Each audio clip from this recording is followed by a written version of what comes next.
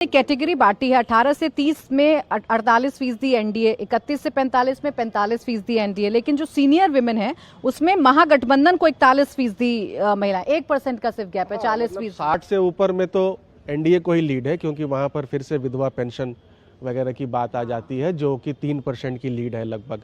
जो 40 से 60 का वर्ग है उसमें 1% की लीड है, मार्जिनल लीड आप उसको कह सकते हैं महागठबंधन को, और with in margin of error है, क्योंकि +-3% मार्जिन ऑफ एरर भी होता है। ओवरऑल हम कहें महिला वोटर्स अभी इंटैक्ट नजर आ रही है।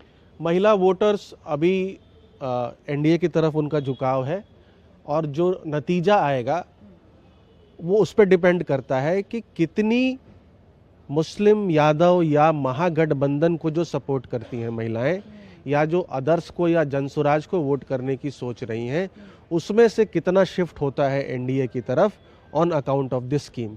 यही एक्स फैक्टर है चुनाव का लार्जली। अब महिला ही वोट के आधार पर या महिला वोट के आधार पर ही जीत हार तय होगी।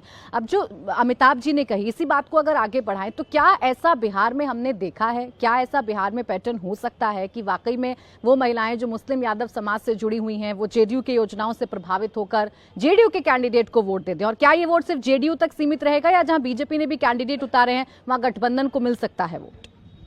नहीं, देखिए, नीतीश कुमार ने एक महिला कंस्टिट्यूएंसी तो बनाया है और वहाँ पर जातियाँ डाइल्यूट हो जाती हैं, तो ठीक है वो साइलेंट हों, वो बहुत वोकल हों, यह बहुत मायने नहीं रखता है। लेकिन जिस तरह से योजनाओं का लाभ यहाँ सिलसिलेवार तरीके से उन लोगों के हिस्से में गया, जैसे आप सोचिए कि 5-6 में साइकिल पोशाक योजना शुरू कर दी गई, अभी हम लोग 25 में बात कर रहे हैं। वो लड़कियाँ कितने उम्र की हो गई? करीबन तो वो हो ही गई ना, 25, 30, 35 की उम्र की हो गई है।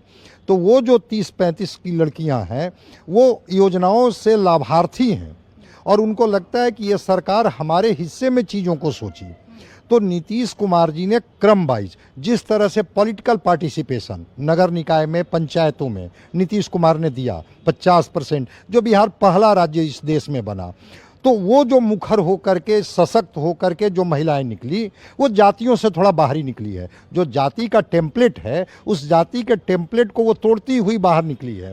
उसके बाद जो रिजर्वेशन 35% नौकरियों में, अभी डोमिसाइल की बात, और उसके बाद ये 10,000 रुपये की राशि, वहाँ पर हमारी बात तो कुछ माइनॉरिटी महिलाओं से भी हुई है और कुछ ज़्यादा महिलाओं से भी हुई। जिस ओबीसी का जो एक बड़ा वर्ग जो माना जाता है कि ये जो हैं तेजस्वी जी वहीं से टेक ऑफ करते हैं, वो 32% वोट से, वो महिला वर्ग में भी 10% ने कहा कि हाँ, योजना राशि तो मेरे खाते में आई है, हम उससे लाभान्वित तो हुए हैं। बहुत खुल कर के नहीं बोली कि हम अभी वोट किसके पक्ष में करेंगे, लेकिन लाभार्थी होने का दावा तो वो कर रही है, चर्चा कर रही है। और दूसरी चीज़, जो बिहार की आर्थिक स्थिति अभी जो बता रहे थे कि जो 66,000 रुपये का जो प्रति व्यक्ति आय का है, तो 10,000 रुपये की भी जो राशि आई, जो महिलाएं अचार बनाती है, पापड़ बनाती है, जो महिलाएं सिलाई का काम करती है, जो महिलाएं बकरी पालन का काम करती है, उनको लगता है कि ये 2 लाख रुपए की राशि का लाभ हमें तभी मिलेगा जब ये फिर से सरकार आएगी। ऐसी चर्चा उन लोगों के डिस्कोर्स में है।